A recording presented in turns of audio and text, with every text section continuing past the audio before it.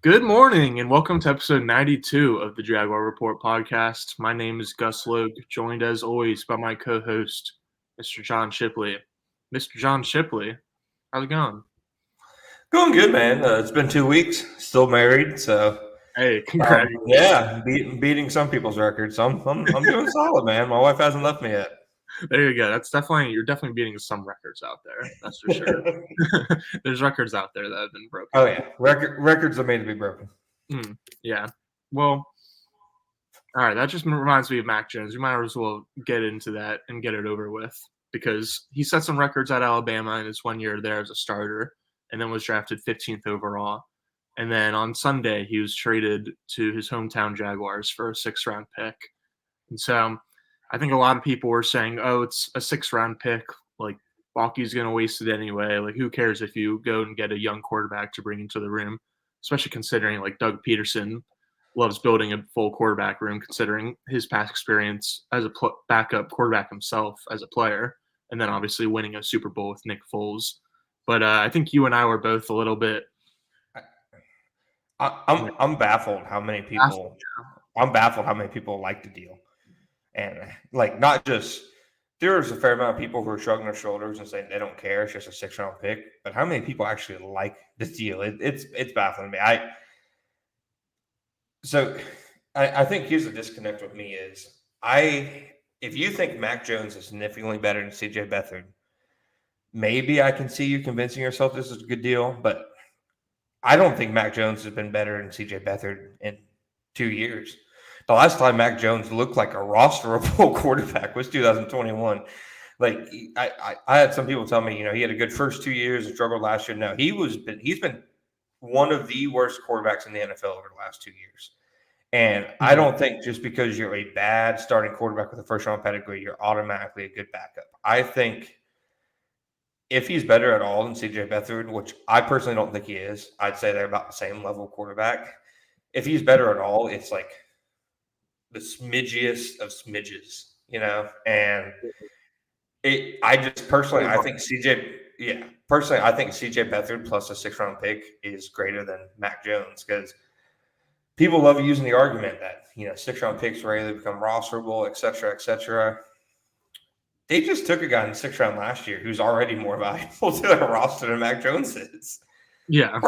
And you know me, I'm not even that high on Parker Washington, but if you can find a backup receiver in the 6th round, that's better than trading a 6th round for a backup on a 1-year deal. People were making arguments to me that they would have made the playoffs last year if Mac Jones was their backup quarterback. No, they wouldn't have. Come on.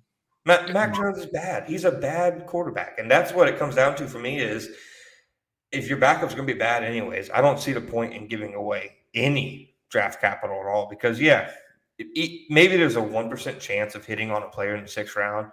I would still take that lottery pick over a backup quarterback who, to me, is the same skill level as the one you already have. Like, Mike Gwenu was a 6th-round pick, and he's about to be one of the highest pick guards in the NFL in a few hours. Literally, people are asking, like, oh, the Jaguars have never used, like, a 6th-round pick on a good player. It got you Gardner Minshew. Y'all were obsessed with him, and now, like, you're obsessed with Mac by, like, forgetting about Gardner. Gardner Minshew, who's a better NFL quarterback. Yes, I said that. I would rather have Gardner as much as I did not enjoy watching him play. Like, I think he's a tier above, like, or a tier above both Mac and CJ as a backup.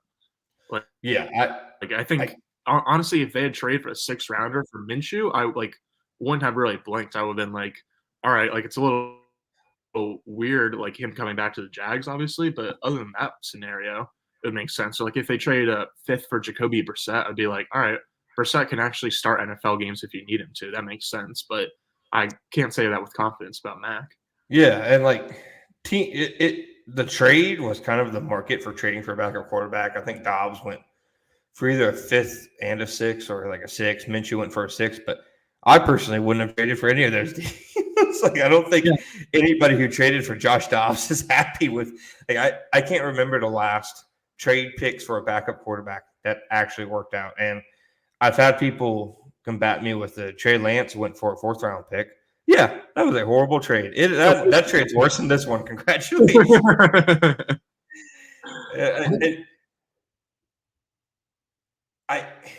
I really think the big thing for me is you're seeing some for teams. like with Niners free agency. Well, the big thing for me is that like some teams are like trading 5th and 6th round picks for starters. Like they probably could have traded a 6th round pick for a starting cornerback who, like a team who was, in cap trouble. You can't convince me they couldn't have maybe gotten Cortland Sutton for a 6th round pick. Like that's what good teams are doing. Like yeah, Jerry Jeudy isn't that good, but trading a 5th and a 6th for Jerry Jeudy is immensely better than trading for a backup quarterback. I just can't remember the last trade for a backup quarterback that actually was a positive deal. But like I said, my big thing is with Max, just his level of play. I have people tell me they now have one of the better backup quarterbacks in the NFL. I don't believe that. I think if Trevor gets hurt at all, that you can go ahead and scratch that game up as a loss. I don't think Mac changes that whatsoever. And I will say the one positive I'll say to it is maybe a team gets supremely desperate in next year's free agency. And, like Carolina when they got Baker, or even Tampa Bay when they got Baker last year and signs Mac to like a okay deal. The Jags could maybe get a comp pick out of that because like the comp pick like benchmark for a quarterback, like to get a comp pick for a quarterback signing away is pretty low. So they could feasibly get a pick in 2 years for trading for Mac Jones, which to me wouldn't be awful business. It's just, I don't know. I know it's a 6th round pick, but I think a 6th round pick is more valuable than Mac Jones. And I'm convinced I was being gaslit yesterday. That's my take on it. So here's what I think what might be the worst part about it is that at the NFL Combine, Balky was asked a ton about the offensive line, and rightfully so. And his like kind of motto throughout the whole thing was adding competition to the room. And he specifically like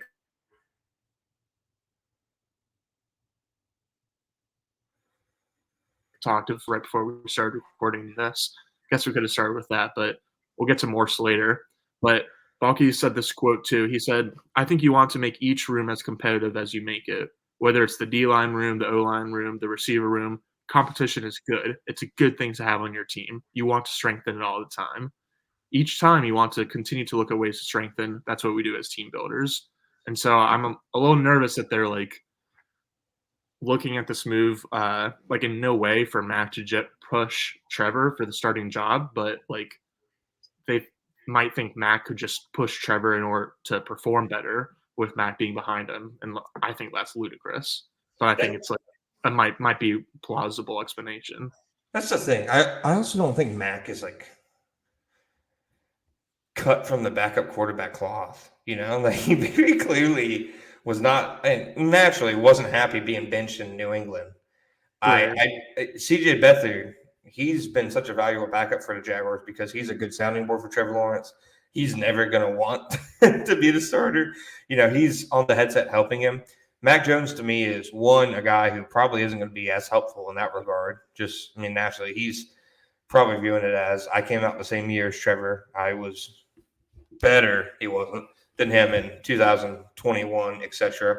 And then secondly, he's the second guy like they have to develop. Like you're still developing the first guy. Like maybe put all of your development focus into that. I don't know. I personally just don't get it. I wouldn't have done it. I know people were very upset at me. Like people were very upset at me yesterday for it, but I don't care. I think it was a dumb trade. And it's somebody tweeted at me that they're like, it's just a 6th round pick. Plus he's from Jax. It's a good story. Shut the hell up. the backup quarterback coming back to his hometown is a good story. Sign Nathan Peterman next year. It's a good story. Like, come on, grow up. Grow up. Grow up. All right, I'm ready to move on. I wanted to talk about this for 0 minutes. We spent 8 already. Yeah. Hopefully that's as long as we talk about it throughout the season. So yeah, let's go ahead and move on. Next, of the big M's, the next one, Mitch Morse. They we were actually supposed to record about 30 minutes earlier than this, and then they dropped the Morse bomb on us. Literally as I was getting my computer set up. They're not signing Jeff Saturday, obviously, but he's a good center who, like, he's old, so he might be like an average center moving forward. But that's a big upgrade from what they got from Luke Fortner last year, who was pretty easily a bottom 5 center. And I think that they have more issues than just center because, like, their tackles couldn't run block either. Their guards, who they just kept, couldn't run block. The tight ends really couldn't run block. The receivers couldn't run block. It was obviously like an overall issue for the team. But I do think having anybody in there that's not Luke Fortner is an upgrade. And they're getting a guy with a ton of experience, a lot of big game experience. He's played in some big games for the Buffalo Bills, and he fits their scheme. He's really athletic. Doug Peterson coached him when he was a rookie center with the Chiefs, so there's obviously a connection there. I think it's a good move. I don't think it's like a hang the banners there, get the parade ready type move, but it obviously makes them a better football team, I think. For sure. I think the experience is the biggest thing because even though, like, I think most people would kind of point to run blocking as the biggest weakness in Fortner's game, I think he was like not as clean in helping set pass protection as he could have been. I feel like there was just a lot more free rushers than there should have been coming at Trevor Lawrence last year. And so, like, Morse is definitely the kind of guy that you just, like, plug and play and should be able to establish intermediate rapport with Lawrence and, like, just be able to point out blitzes and help with pass protection. And then, like, it transfers to the run game too. Maybe not to the same degree, but, like, you can still kind of, like, help set up plays and identify the Mike linebacker and stuff like that. And so I think even though I agree we're like the offensive line problem last year was like the whole offensive line and even tight ends and receivers and running backs, like it was just every position unit. It wasn't just center, but I think because of like helping set pass protection and then just like being literally in the middle of the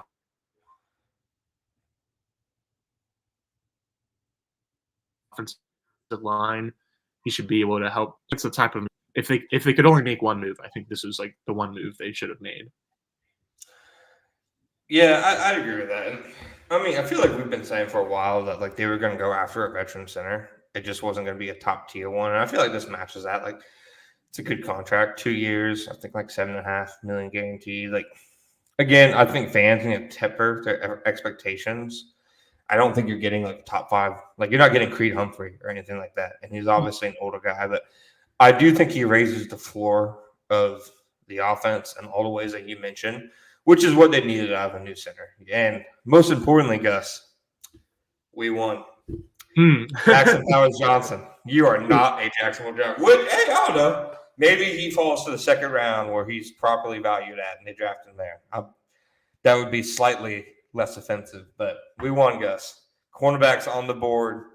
They're not taking a center at 17. We did it. And personally, I feel responsible. So I don't know about you, but I feel like I made the world a little bit of a better place today. Yeah, no, I'm giving all the credit to you. You won the war. You made the world better.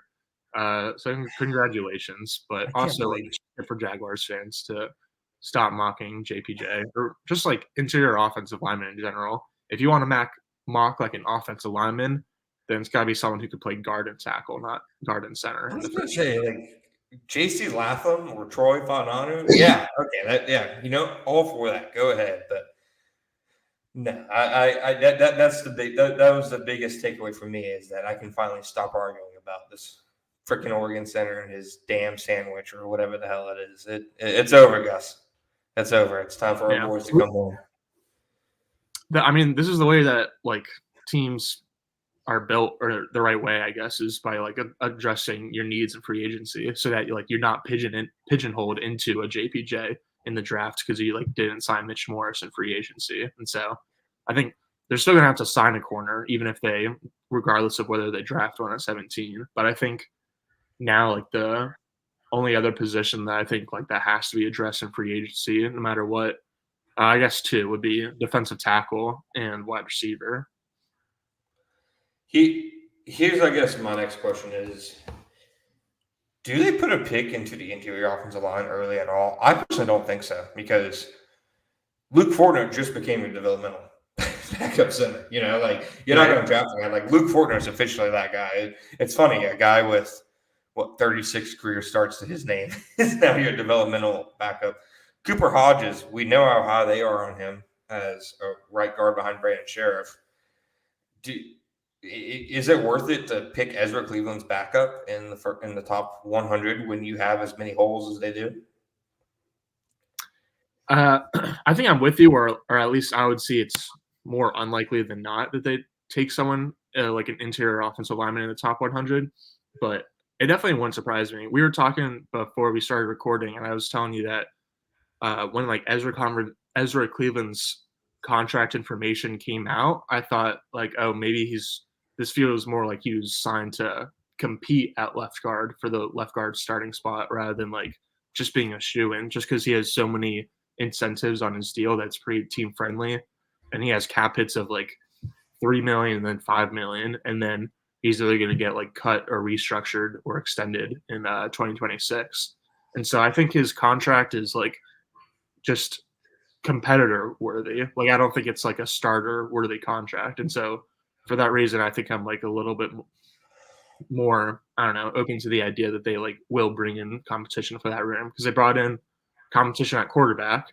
Obviously, as you just outlined, they've got competition at center and right guard now. So I think they'll definitely, like, obviously they're going to add another interior lineman. It's kind of just a matter of like whether it's a 7th round pick or a 2nd round pick or another veteran in free agency. So when you see Graham Glasgow signed for 3 years, 20 million, less guarantees than Ezra, does that change your opinion on the Ezra deal at all? No, I mean, Glasgow is like 33, isn't he? He's like 30, 31. Nah, I mean, I saw that and I was like, oh, maybe they could have gotten a slightly better deal out of Ezra. I already thought the Ezra deal was good. So, I guess my contention is I just disagree with you on that there. I think you can lock in Ezra Cleveland as a starting left guard for the next 2 years. I think they are too prideful of a front office to give him any kind of deal and then say, let's bring in competition. And we've seen them do that countless times where they're like, okay, well, we signed this guy. He basically has to play. Like, look at Shaq Griffin after they signed Darius Williams. Like it was obvious that Shaq Griffin was their third best corner and probably should have ridden the bench, but it took him single-handedly losing a game against the Colts to make that happen. And that's because, they're, in my opinion, too prideful, cocky is probably not the best word, but I'll go ahead and use it. I don't care. Like I personally think that they see Ezra as their starting left guard for the next 2 years. I'll go ahead and say I know they see Ezra as their starting guard for next season. That deal was not done as like a competition thing. He is locked in to that position, and from their viewpoint, at least what I've been told, talking to people on the team, they think stuff like him being injured obviously played a role in him not being good last year, coming into a new scheme, and then the entire scheme and running game already being a mess as he was walking into it. My thing is, and you posted a good breakdown of his numbers, he wasn't good in 2022 either. I know people think he was because his PFF grade or whatever, but SIS, which I think evaluates guards much better than PFF, offensive lineman in general, had him ranked pretty lowly. That's my thing. It's not about the money. I think the biggest issue with this deal isn't the money involved. It's that you are locking in a likely subpar player to start for multiple years. And I just think they can do better than Ezra Cleveland. It's kind of like Mac Jones with me.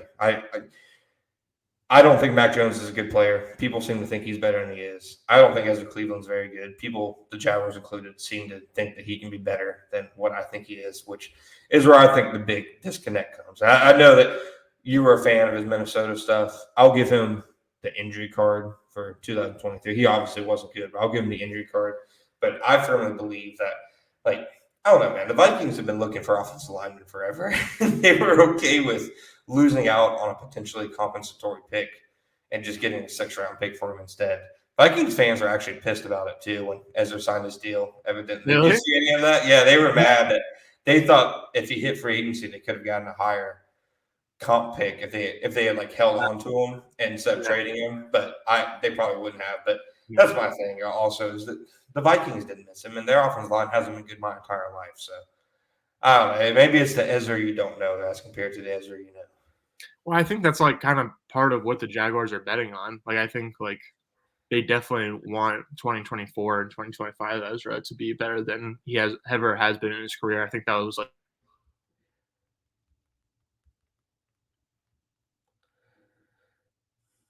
Falky is a frozen big part Gus. of the trade is that they were like, yeah, this guy has live before the 2024 season starts, but like, so it'll be interesting to see whether they're able to kind of like back up the trade and really like develop him into an above average starter, or if they just acquired a below average starter and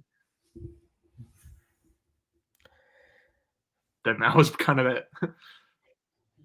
Gus, I want to get you new Wi-Fi and free agency. That's that's gonna be my move, my friend. You are a trying to think of a really bad GM. You're freezing like Quezzy in the first round. I know. I was gonna text you. I Yeah. don't know if I should leave it. My computer hasn't been this bad in a while. Yeah, yeah. Well, let's go ahead. We're already done with this segment, so we're going to cut to a break anyways. Uh, and we'll be right back after this to talk Calvin Ridley and which guys we think they may tamper, may not tamper with. I hate that they call it the tampering period. It sounds weird, but we'll be right back after this break. We'll see if we can get Gus a computer from the 1980s to maybe be better. So stick with us. We're back from break. Gus is on a hot spot, and we're cooking with grease now, man. This is feels good. Yeah, dude, you gotta do it. I think it's working though. It's better than my Wi-Fi apparently. I guess I gotta It's upgrade definitely. my plan. I'll be I thought it was honest. first. I'll be honest. You started saying maybe Ezra Cleveland's a backup, and your internet started going haywire. I just want to throw out there. Maybe it was God's way of saying, "Shut the hell up, buddy." Oh, yeah, maybe that's it. You already shut me the hell up anyway. It's funny because I feel like we agree on like 90% of takes. So then like when we actually disagree on one, that's like probably the more interesting I, conversations. I like it when we disagree. Yeah, no, I'm saying it's good. But we're two smart guys who are rarely wrong, so it rarely happens. But Apparently I was wrong, so happy to yeah, be. exactly. I mean, we're the only two people to call the Mac Jones trade stupid. So we're actually no. I'll go back. Demetrius did too. Demetrius Harvey. There were a good number of media people who crapped on it yesterday for whatever Yeah, reason. I seemed to get the wrath of the fan base for pointing it out, but everybody else did because too. So you tweet through it like no one else. what the hell else am I gonna do? I ignore it. Like me and Deem and all the other people who were against the Content, trade. content, That's content fair. gets the people going. All right. Now we're on to the tampering period of the podcast. Might as well talk about the elephant in the room with the 1,000-yard season. Calvin Ridley. I don't have a feel for what the hell happens there, dude. I really don't. I was confident in February he'd resign, but I was also confident in February that Mike Evans would be a free agent, and that obviously changed a lot. And I thought you made a great point last week. Calvin Ridley is probably the best true wide receiver free agent in a long time, but that's mostly because these dudes are never free agents. You know, like teams never let really good receivers be free agents. It's like Calvin Ridley, decrepit DeAndre Hopkins, and Right. Christian Kirk, I guess. And like, there's a reason like these guys, become free agents. Like most of the other alpha receivers, if they move teams, it's because of a trade. Devontae Adams was never going to be a free agent. Stephon Diggs would never be a free agent. AJ Brown would never be a free agent, et cetera, et cetera. So I definitely agree with you. I think he's probably the best receiver off the top of my head in a long time to actually be available during the tampering period. Do you have a feel for which way it might go? Right now, I'm leaning more that he's staying. Like I'm with you. Where like a few months ago, it was seemed more likely that he was going to stay, and then as we've gotten closer and closer to free agency, that seems less likely. But now I'm kind of like swinging back in the other way, and I think he is going to end up staying for all the reasons we've outlined previously, like where he's close to his hometown, like he already has a year in Jacksonville and doesn't really want to learn like new playbooks and new people. And he actually, I mean, as rough as the Jaguars have looked for the past couple of months, like it is one of the better landing spots in terms of being able to compete for a championship. Like you're not, I mean, I guess the Chiefs and the Bills like specifically do need a receiver this offseason, but like it's not always going to be the case where like you fit in well within a contender needs. And like that's my biggest thing, honestly, is that like I feel like the Chiefs and the Bills are like on paper great fits for Ridley, but they're also, I mean, I guess the Bills did acquire Diggs, but the Chiefs traded away Hill, and so I think like for the Chiefs for sure, like they're like not going to put a ton of resources into like one guy at receiver. I don't think, especially since like Travis Kelsey's hanging around. Rasheed Rice looks good as a rookie last year, and for the Bills, they can't put too much in because they still do have Diggs, and so I think that like I'm like more interested in to see like which teams are in the market for Ridley than what his price tag will be, because I think that like the Chiefs and the Bills are going to put in offers, but like I don't think it's really going to necessarily beat what the Jags have. And I feel like teams like the Patriots or the, maybe not the Commanders, but like a bad team like the Patriots could probably like outbid the Jaguars and give them a bigger deal. But if I'm Calvin Ridley, I don't know why. Like, why would I want to go to New England to like start a like rebuilding stage and like you're I mean, maybe I'm overblowing the whole like close to home thing, but being in New England certainly isn't close to Fort Lauderdale. And so I think that like again, he's probably going to get bigger deals from other teams, but I think those other teams are going to be like not very attractive landing spots. And so at the end of the day, I think it's more likely than not that he still is a Jaguar.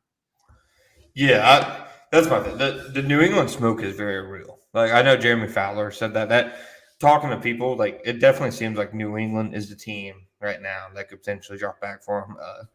I also New York Jets. That's a name that I've heard as a team that could Yeah, potentially be running for him. I would contend that anybody should run the hell away from. yeah, that no, I would Yeah, not like take would not suggest. watch a Garrett Wilson interview from pre-draft, and then watch a Garrett Wilson interview from the end of last season, and that dude's gone through it, man. That dude has gone through it, and I don't know. I'm not as big of a believer that Aaron Rodgers can make it through the whole season, etc. But I'm with you. I think I said last time. I think if the money was either equal or close to, I think he would choose Jacksonville. I'm interested to see if he would turn down a bag from a team like New England because, yeah, the on paper fit doesn't make a ton of sense, but it's also one of those things where I'm not sure how many free agents actually care about winning. Honestly, like I to me, I think money is the first, second, third, fourth, and fifth priority for pretty much all free agents as opposed to Yeah, fit anything like that. So I do think if a team offers him like 23 and a half, 24 million per year, I think that'd be hard for him to turn down. But I also think the Jaguars, they can fight for him. You know, like there's always money in banana stand. You can make his right. 2024, cap hit low, and they have the means to try to match what other teams give them. It's just I think it really just going to come down to how much he wants to take the bag as opposed to coming back to a familiar situation. Because while I do think the Jaguars would compete with other teams, I don't think they'll go into those crazy ranges for him. Yeah, I do think like Ridley is definitely someone who cares about winning. Like he committed to Alabama For to sure. win a national championship. Like he's in like media availabilities with not just the Jaguars but the Falcons. Like he talks just about like how much he wins. Anytime he just asks about like stats, usually he's just like I care about winning.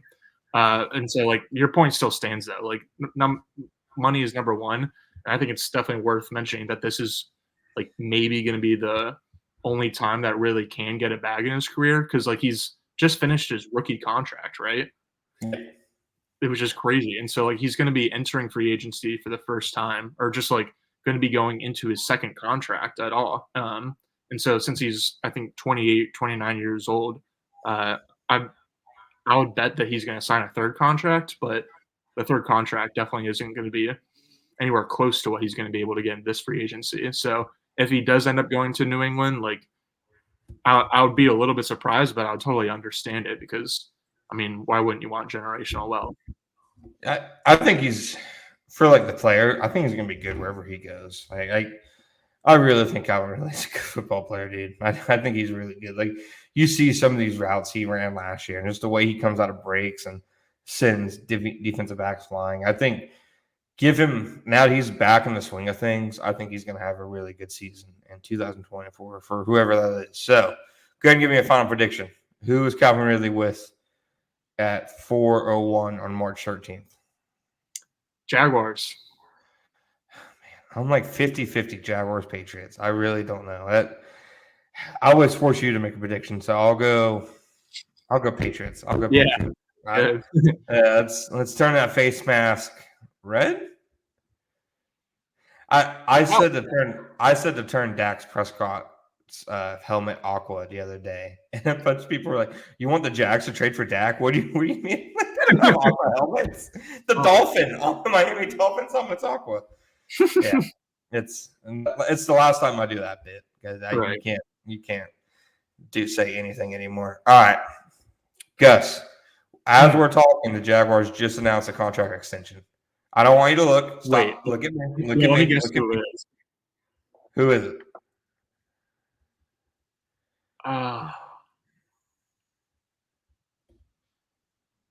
Cam Robinson. Blake Hance. Blake Hance. Come on. That's so fun. I was thinking bigger names. In the way back dark days of the Jaguar Report podcast, I was recording the night Tom Coughlin got fired. I saw the thing. It was just like, cut, we're done. Did he just restart, or did he put the pod out as was? I think I put the pod out as was. I went right to writing, man. It was a bad pod.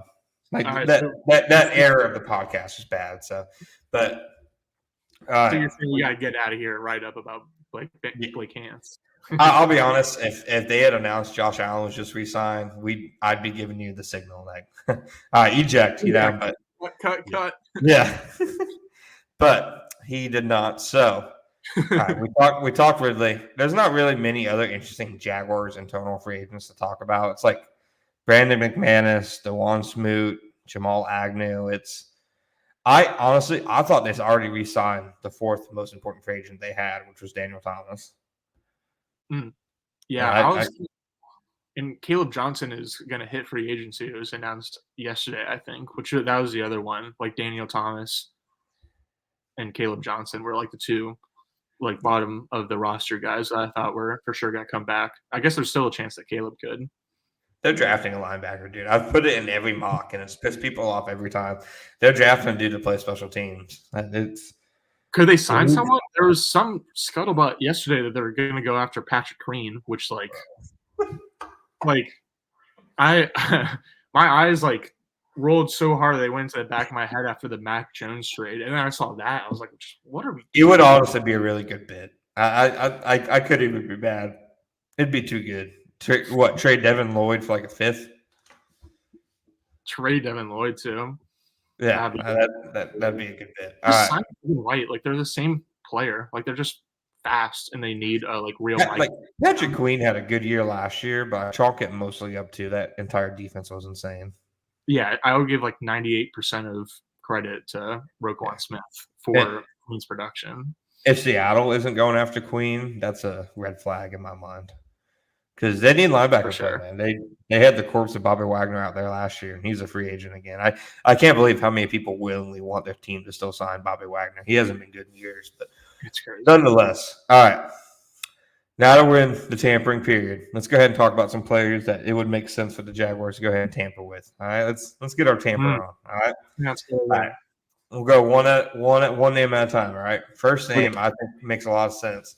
There's been a lot of smoke, and I think it's warranted. Buffalo Bills wide receiver Gabe Davis. Okay, let's start with the negatives. Negative, UCF alum. All right. I should have seen that coming, but it got me. We're not a proud people. No. I think he's a mid-tier, number 2, maybe. He's clearly not a 1, Yeah, I would say wide receiver 2. You'd say what? I would say low-end wide receiver 2. I'll give you that. Here's my contention. If they sign Gabe Davis and release Zay Jones, I think that's a good move. If they sign Gabe Davis to pair with Christian Kirk and Zay Jones, that'd be a very curious wide receiver room. It'd be weird. I definitely contend that. It would definitely be a weird receiver room, but I wouldn't be upset at all if they signed a receiver Gabe and then kept Zay too. Because like last year they went into the season with like 3 good starting wideouts and 0 depth behind them. And so like if you go into the season with like 4 decent wideouts instead, assuming they're also able to keep Ridley, I guess that would be the real question is if they keep Ridley, sign Gabe, and keep Zay. I guess that would be kind of a lot, but That'd be a crazy expensive receiver room. yeah. So I get what you mean, but like I think that going into the season with like 4 guys who you're like comfortable with seeing the field makes a lot of sense. So I will say, I think Gabe's a good fit with Trevor Lawrence. You know, like he can win downfield. He can be a ball winner. Trevor's been wanting to throw YOLO balls for years now. He hasn't been yeah, able to since yeah, he's Treadwell. like a really real back since his rookie season. His rookie season, you throw like 2 a game, but now it's like 2 a season. Do you remember that one against New England? No, not on my head. I'll find a clip and send it to you. It was to Treadwell. It was the most asinine throw of his career, like in a good way. Like it made no Oh sense. yeah, now I Yeah, remember that. That was crazy. yeah. And Yeah, he's been wanting to do that for years, but they for just sure. keep adding small receivers, so he can't. So I Mhm. think adding a ball winner like Gabe Davis, I'd be interested in it. I'll just come out outright and say it: the money will not look good. He is a free agent. Rarely do you get good deals in free agency. Like Mitch Morse, he's a rare example. He's a 32-year-old center, so of course you're going to get a good deal. But I mean, Kendrick Bourne tore his ACL and he just got 33 million. So Gabe Davis is probably going to get what 40, 45, maybe 50. Yeah, I would not be surprised by 50, especially yeah, I wouldn't be surprised by 50. I get Calvin Ridley, Gabe Davis, and Christian Kirk would interest me. That I think that'd be an interesting room. Honestly, you have a ball winner, you have a Right. deep threat, you have a slot. I would be much less interested in the alternative, and they gave Davis Christian Kirk. That one would be kind of iffy to me. But if you can somehow keep Ridley and sign Davis, I think that'd be interesting. So, Yeah. all right, that's my name. I Hit me with yours. also there's the positive or negative is the connection with Chad Hall, who's the receivers coach in Jacksonville. He used to coach receivers in Buffalo. So there's a connection there. Apparently, I know Gabe Davis went to UCF. Apparently he's from Fernandina Beach too, which I hadn't heard. But so could be another Mac Jones local kid type Yeah, deal. you. What else was I going to say? Oh, just the last thing on Davis is I think that like he definitely is a big body, like contested catch guy who would be great for Trevor. But I think like the real value in him would be just being a field stretcher because like the Jaguars haven't really had that. And I feel like Zay Jones and Calvin Ridley are both like kind of sort of their field stretchers. But like that's just like not really what they're best for. Like Zay, especially like even when he was with the Raiders before the Jaguars, he was kind of like put into the like outside vertical threat role after Henry Ruggs left the team, and it was like not the best fit for him. And then with Ridley, like you want to send him deep sometimes, but not all the time. So I think that Gabe is someone that like you can send deep all the time, and like is truly the kind of guy to take the top off of defenses and make things easier underneath for all the other guys. So Yeah, I feel like most big plays downfield Zay has are like schemed open type plays, you know, or like right, double yeah, they're like stuff like double that. moves exactly. So and then like even I feel like all the plays I remember like Zay just like going deep. Like he had like a pretty bad drop against the Titans, if not last year, the year before, on like a beautiful Lawrence like 60-yard bomb down the middle of the field. And like he had that big touchdown against the Chargers in the wild card game, but that was like another coverage bust slash schemed up deep shot. He just like Yeah, ran wide open, and so he's just not running by people. yeah. But Gabe Davis isn't, so I think that would be a good sign, even if the money looks a little scary at first. So my first name is Patriots outside linebacker Josh Uche. He's kind of a designated pass rusher slash third down specialist because he's a little bit undersized and a little light and doesn't hold up great against the run. But I think that makes it a really good fit for the Jags. I mean, there's rumors that the Jags were interested in him last trade deadline, and Mia O'Brien reported that like they were splitting hairs between a fourth and a fifth rounder.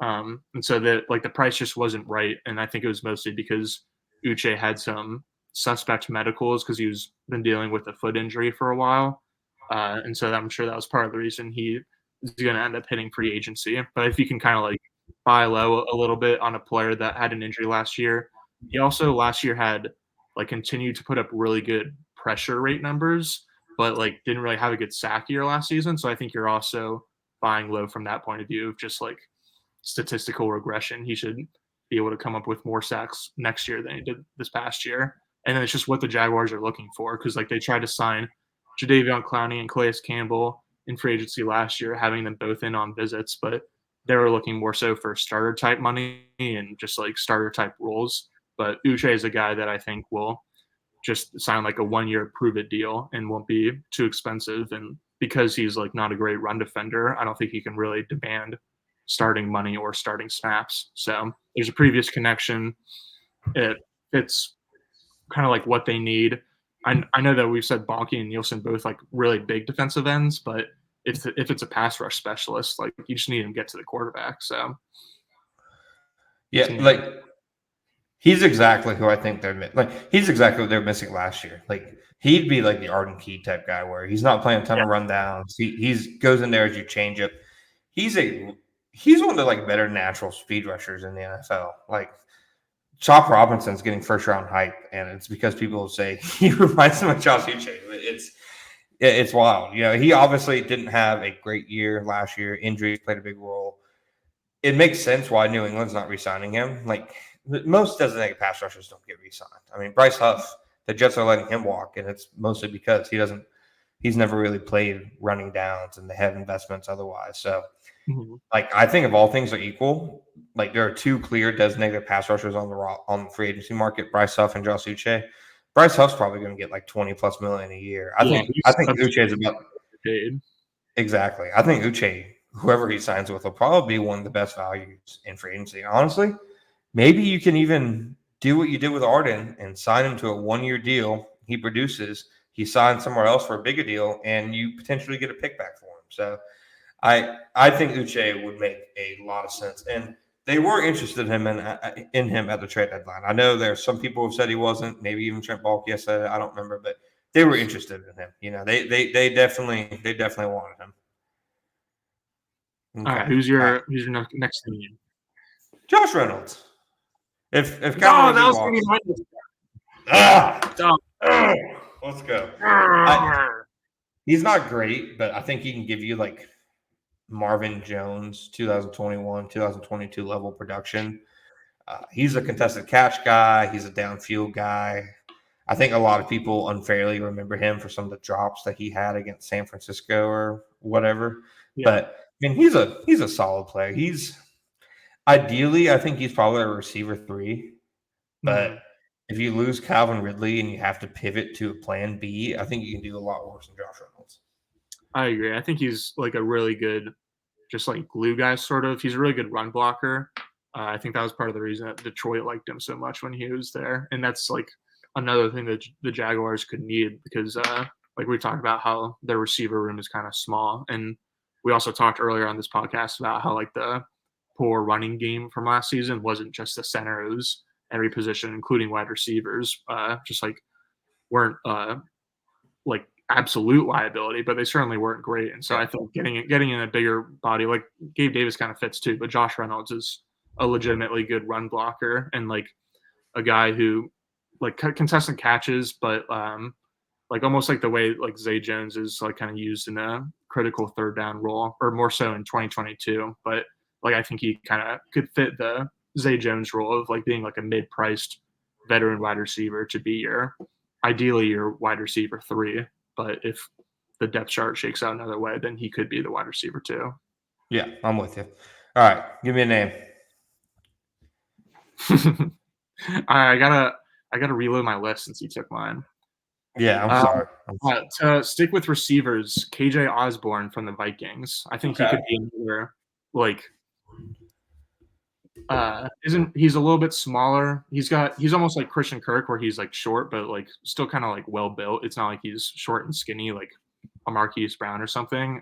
He's been on the Vikings for the past few years, and now that Justin Jefferson is about to get a huge extension, and they just drafted Jordan Addison in the first round last year, he's kind of on the way out because they're kind of established 2 guys, but KJ is a guy that like you prefer him not to be your number 2 guy, but he can be a good number 3 guy. Like if you just kind of like have a good role for him specifically rather than trying to like put him into something more than he can handle. But he can just like go out and give you solid reps, at least a lot better reps than like a rookie Parker Washington or rookie Elijah Cooks gave you last year.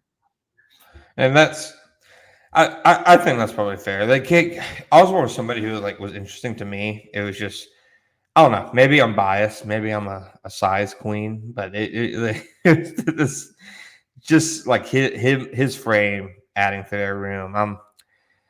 I don't want to say no more tiny receivers, but no more tiny receivers. I feel like they've cut the market up on that, but that does kind of seem like the receiver that Doug Peterson and his staff kind of like. Honestly, like those quick guys who get open, basically. All right, Mm, Sheldon Rankins. I mm, think Foley Fatukasi signing with the Texans yesterday basically made it a lock that Rankins would be a free agent. I'd sign him to a 1 year, $8 million deal, much like he signed with Houston last year. He can push, I think, Robertson Harris as like the starting 3 tech, or at the very least add like to your rotation. He's been a good pass rusher for pretty much his entire career. Former first round pick, has experience with Ryan Nielsen. I think that he would add a lot to their interior line depth chart, and he would like more or less erase that as a need and really kind of let you ignore those guys at 17. yeah, I think I would expect him to start straight up over Roy Robertson Harris, but either way, Yeah. yeah. I mean, maybe. I mean, I know you said the Jags front office is a bit prideful and they like their guys, but I think he's a better player than Roy Robertson Harris. But either way, like as you said, definitely beefing up that rotation. And he had a career season with Nielsen back in like 2016 or 2017 with the Saints, and then he was like just good, not great for the past couple of years. He stopped with the Jets too, but last year he had the second best season of his career with D'Amico Ryans. And now that the Texans signed Oli Fatukasi, and apparently the Texans are also going to look really hard at Christian Wilkins, I think the writing is on the wall that Sheldon Rankings is going to like sign with a new team. So I definitely like the Jags as a fit as well. Yeah, I think he makes a lot of sense for them because he's not going to be overly expensive, and he like they need an upfield kind of guy, and he's that. So, Yeah. all right, what you got? To stick with defensive tackle, I like DJ Reader from the Bengals. He's less of like an upfield guy and more of like just a space eater, like just mucks up the running game. He's coming off a torn quad injury from last year, so there's a little bit of injury risk, especially because he's on the wrong side of 30. But I mean, that means you could probably get a little bit of a discount for what's been a really good player and a really important part of the Bengals defense for their Joe Burrow era and even before Joe Burrow. Is he redundant at all with Devon Hamilton? I don't think so. I feel like Ham has a little bit less flexibility where it's like you could put him from like 0 to like maybe 2I, but he's basically a nose tackle and that's it. I think Reader can move around a little bit more. That's Maybe not fair. a lot more. Like I wouldn't put him at like 5 tech or make him like the big defensive end, but I don't know. Maybe I'm wrong, but I think he'd be fine as a 3 tech. That's fair. All right, next one. I'm gonna cheat. All right, I'm gonna go 2 cornerback names because they're basically the same player. All right, Okay. Jeff Okuda and Mhm. Rock Yassin. I other than like maybe going after L'Jarius Need, which Tyler Dragon, a really good reporter with USA Today Sports, said that they're interested in. I think going after Snead would make a lot of sense. He one of the best press corners in the NFL. He'd qualify as a big splash, but if they don't, I don't like. There aren't that many good cornerbacks in this free agency class. You know, it's a bad group. So I think that they would go after a serviceable starter type who could also fill in as your cornerback 3, as your backup outside guy. And I think Okuda and Rockets are both that. I think they're guys who they don't prevent you from taking a corner at 17 because you can easily take one, make them compete, and have the veteran ride the bench. But they're also, if you're entering week 1 with them as a starter, it's not ideal, but there are a lot of worst case scenarios. You know, like they can at least play to an extent. Yeah. You know, Yeah. I'll definitely be fine with either of them seeing the field. I mean, obviously Okuda makes a lot of sense since the Falcons traded for him last offseason right after they hired Ryan Nielsen as DC. So he's got a lot of experience in press coverage. I mean, going back to his days at Ohio State, and including with the Lions, and he graded or was pretty good efficiency wise against press coverage last year. So like I think it makes sense to kind of like sign him for 1 or 2 years. He was a former third overall pick, obviously a fit with Nielsen. So that one that's like a top 3 fit. I feel like on paper is Jeff Okudah coming to Jacksonville, and then Rocky Sin. I feel like I mentioned his name a couple times on this podcast this time last year. I think it's kind of similar where he was a former first rounder, not a top 5 pick, but still has that pedigree and has bounced around a couple times too. But he played pretty well last year in Baltimore. And so I think with Baltimore, obviously Atlanta, and then Buffalo are 3 teams that played a ton of press man coverage last year. So I think those are like kind of good places to look. So 2 names that I'll say are Ronald Darby, also from the Ravens. He's a lot older, but I think even if he's only going to be in Jacksonville for a year or 2 years at the absolute max, he actually like put on some really good film for the Ravens last year and was a good glue guy for them. So I think he makes sense as just like a veteran cornerback 3 type signing just to help fill out the room. And then from Buffalo, Dane Jackson was really good last year in place of Tre'Davious White, who's a free agent after tearing his Achilles last year. So Dane Jackson also, I mean, like all the guys that we've listed basically, was efficient in press man coverage. So those are all just names to watch. Okay. While we're podcasting, T. Higgins just requested a trade. Does that help the Jaguars? Yeah. He like told like the Bengals he wants to be traded, which a receiver requesting a trade is much different than any other player requesting a trade because receivers are more likely to, the double middle finger to the team that they're with. Yeah, receivers are the most unhinged players in the sport for sure. Does that help the Jaguars with Ridley? Big brain kind of. I mean, I don't know, because I think teams like already kind of knew that T was available. Like the last time we recorded, or maybe 2 times ago, I was saying that I thought T was traded. So like, maybe there's more emphasis for the Bengals to actually want to trade him now that he actively wants out. Yeah, that's true. I mean, maybe like a team like the Patriots will kind of like readjust their approach to free agency and be like, oh, now that T is actually like more feasible option cost wise, then we'll explore that more and maybe go after him over Ridley. But I don't know. I think it's going to be like more so fan reactions that change and in terms of like who teams can get rather than teams. Because I think teams have already, even if like him officially asking for a trade does like kind of like help speed up the process. Like I think teams are already like pretty aware of the situation. So yeah, I don't think it moves the needle too much in terms of Ridley impact. That's fair. Maybe T saw Joe Burrow living it up at UFC a little too comfortable, huh? Yeah, that could be. Yeah. Those had the biggest smile I've ever seen. That was a good picture. Somebody say he looked like he wasn't happy to be a shut. He was a pig in slop. Did you see the video of Bosa shaking his hand? That was funny. It was like me meeting Piglet at Disney on my honeymoon. By the way, Piglet took a picture with me. Winnie took a picture with me. Eeyore took a picture with me. The striped fella, nothing. He's dead to me. He's dead. Can't even say his name. Is it Tiger or something? Tigre? All right. Okay. I got 2 more names. I had offensive line names, but Morse was that name. Right. I got 2 more. Okay. Chardney. What the hell? Chauncey Gardner-Johnson or Avonte Maddox. 2 really good slot players.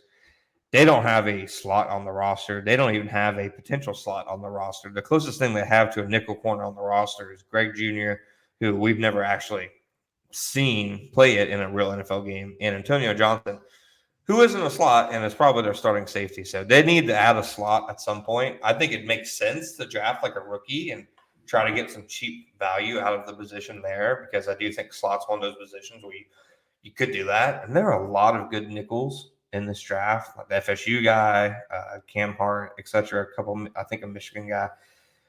But if they want to go the veteran route, I think Gardner Johnson make a lot of sense. He's played with under Nielsen before, and then Avonte Maddox. Obviously there's some familiarity there. How long he was in Philadelphia, he's at his peak was probably one of the best slots in the NFL. He's not that anymore, but he's still a quality nickel. Yeah, I think Avonte would be like a nice signing, just like nice veteran depth. But I would be really excited by Chauncey Gardner Johnson. I mean, definitely a little biased because I watched him play when I was at Florida, but like he was one of the best nickels in the league statistically when he was with the Saints because he was, I mean, drafted as a safety, but he played a lot of like star in college, which puts you over like slot receivers a lot or enough. And so like now, and then when he moved to Philadelphia and then to Detroit, he was more in a safety role. But I do think that like it's not like he's old enough that he can't cover the slot anymore. And so I would love to see that to like bring him in as more of a slot corner or really just like defensive back rather than a safety. Cause I think some people like are still thinking like, oh, CJ could come in to play safety or like maybe go get Justin Simmons and see like just what his price tag is because he's such a good player on the open market. But like you've been saying this for a while, especially, but like the starting safety positions are set in stone for the Jaguars next year for Andre Sisco and Antonio Johnson. So I think Gardner Johnson would make a ton of sense because he can play pretty much full time in the nickel for you, but then he can also be like a backup safety in case one of your starters goes down and you're not having to put in Dewey Wingard. Or like I don't know exactly how much dime or like 3 safety sets Nielsen ran last year, but I think a decent amount. I'm sure. Yeah, I think he ran even if it wasn't like near the top of the league, he definitely ran some. And so I think just like getting like a versatile and aggressive and angry piece like that would be a lot of fun. He'd be, I mean, again, he's a personal favorite, but I would love to see it. I wonder how Jags fans would react. The Jaguar family is so unique. I feel like half of them would love an unhinged player like him, and half of them are the get off my lawn type who would just absolutely detest it. So Yeah, and it's like so I'd far, like this, it's not even like that close on the spectrum. Like you're either like on one side or the other, and it's not even close. Yeah. So, Gus, you got any more names? Those are it for mine. Yeah, the last one I'll say is Emmanuel Ogba, probably Ogba from the Dolphins. He was a cap casualty cut a week or two ago. And he was like had a little bit of a disappointing season in 2023, but I think he's still a really good player, and he's more of a guy that can contribute really on every down rather than being a pass rush specialist. But so I think he might make sense if the money looks right, assuming they don't bring Dwayne Smoot back. But I also think it's more likely than not that Smoot is back. Yeah, that makes sense. Back like on a cheap 1-year deal, just fill out the rotation. Yeah, makes sense. He and his wife literally just built a school in Jacksonville. Like, how are they going to leave? In terms of pure people, like how they are as a person, he's one of the best people I've ever covered. He's like, there's a reason he keeps coming. Like the Jaguars keep bringing him back. Like same with Tyler Shatley. Like when you play those kind of roles, it helps so much more if you're actually likable and people want you around. Like I think I've said this before, Trey Herndon. The reason so many teams have kept him is because like coaches just love a guy like that. Like he's quiet, he does what he's supposed to do. He's really good off the field for the community, etc. You can't be a tool and be a fringe player. If you're that, then I mean I won't say the name out of respect, but they had an undrafted free agent last year who made some big plays in camp and preseason, but dude was unhinged. So there's just no room for him, on the roster. All right. Gus, you got anything else? No, I got a meeting to be at in 10 minutes, so I'll see ya. All right. Thank you, guys. As always, don't forget, NFL, you just got bulky bold. All right. We'll be back after the dust settles. Thank you guys for joining us.